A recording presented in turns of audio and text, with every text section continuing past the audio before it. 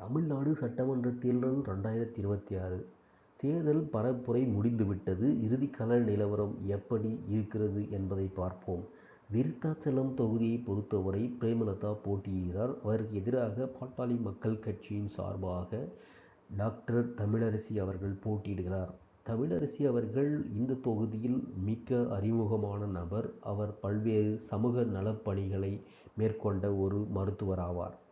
So இந்த முறை விருத்தாச்சலத்தில் மண்ணை கவ்வப் போவதாக பிரேமலதா அறியப்படுகிறார். காரணம் என்னவென்றால் விசிக தொண்டர்கள் இடையே மிகுந்த ஒரு வருத்தத்தை ஏற்படுத்தியிருக்கிறது. விசிக தலைவர் அவர்களை மரியாதை தரக்குறைவாக ஒரு மேடையிலே நடத்தியது.